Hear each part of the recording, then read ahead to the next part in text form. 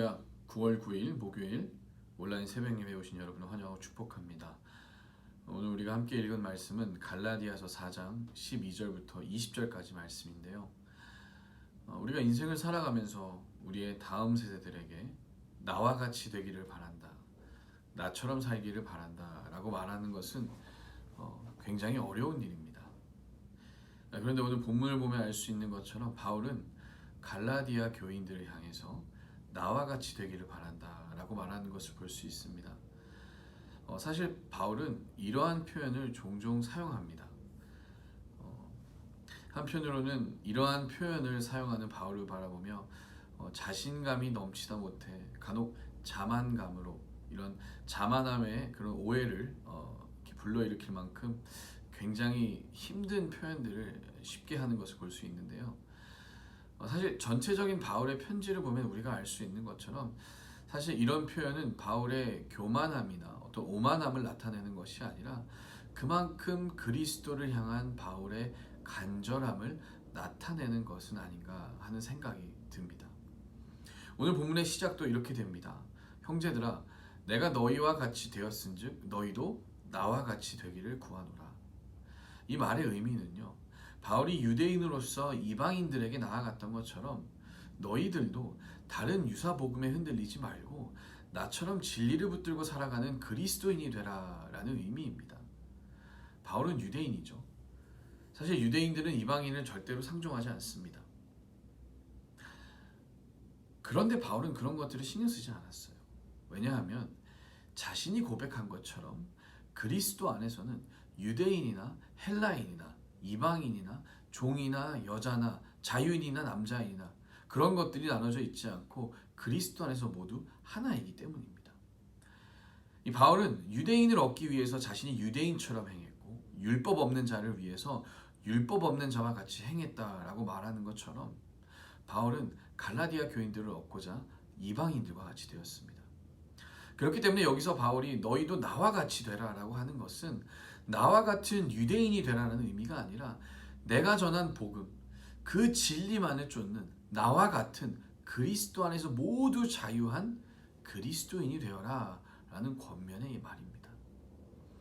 그렇다면 바울은 왜 이렇게까지 갈라디아 교인들에게 간절하게 이야기하는 걸까요? 자신의 사람을 만들기 위해서일까요? 아니면 자신의 명예가 실추될까 봐?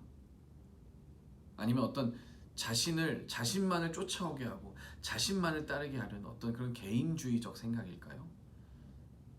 무엇 때문에 도대체 바울은 그렇게 갈라디아 교회를 향해서 소리치며 안타까워하는 것일까요? 그 이유는 19절에 잘 나와 있습니다. 19절에 이렇게 이야기합니다.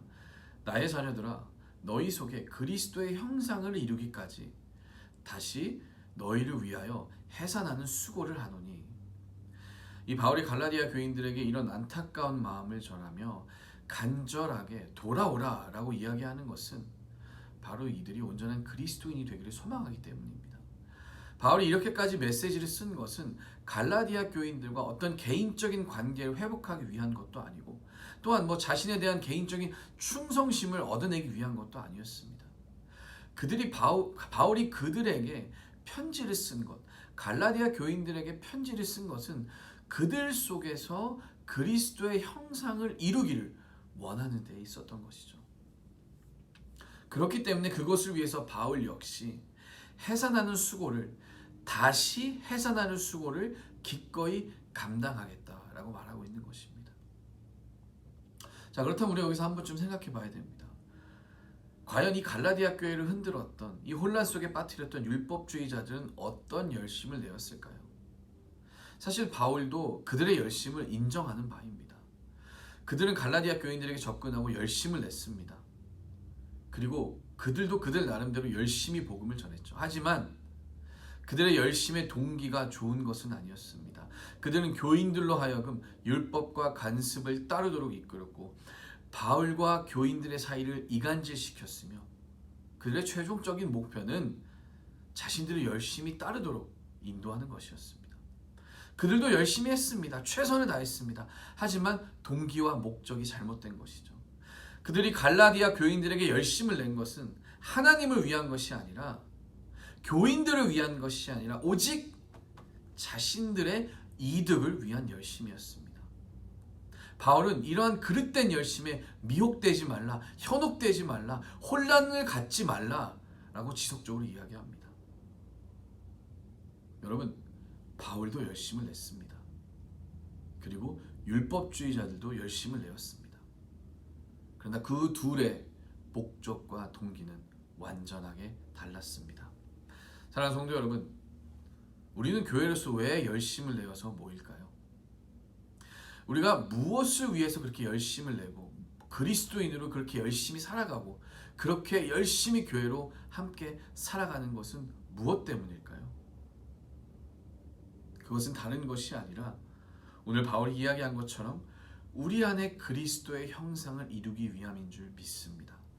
제가 목회를 열심히 해야 하는 것도, 제가 한 사람의 그리스도인으로서 열심히 살아야 하는 것도, 어떤 분들은 순장으로, 어떤 분들은 팀장으로, 또 누구는 가정에서, 또 누구는 직장에서, 우리 한 사람 한 사람이 각자가 있는 그곳에서 열심히 살아야 하는 이유는 다른 것이 아닌 바로 그리스도의 형상을 이루기 위함인 줄 믿습니다.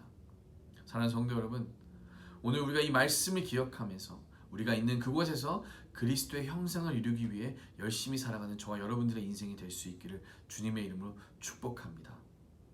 각자의 자리에서 성화의 삶을 살아가는 저와 여러분들의 삶이 될 수 있도록 주님의 이름으로 축복합니다.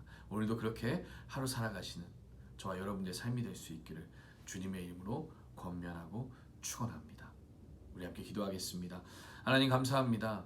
우리가 주님의 백성으로 살아가는 것, 주님의 제자로 살아가는 것, 한 사람의 그리스도인으로 살아가는 것은 바로 그리스도 안에서 그리스도의 형상을 이루기 위해서 그 삶을 살아가는 줄 믿습니다. 하나님, 우리를 위한 것이 아니고 다른 것이 아니라 우리 어떤 개인의 이익을 위한 것이 아닌 오직 주님을 닮기 위함인 줄 믿습니다. 그렇게 살아가는 우리 사랑하는 다음교회 성도님들 될 수 있도록 주님께서 함께 하시고 인도하여 주시옵소서. 우리가 다른 것에 흔들리지 아니하고 주님만 바라보며 나아가는 하루하루의 인생 될 수 있도록 주님 도와주시옵소서. 그렇게 하시 주님을 찬양하며 예수님의 이름으로 기도합니다. 아멘. 우리 계속해서 함께 기도하심으로 주님 앞에 나아가도록 하시겠습니다.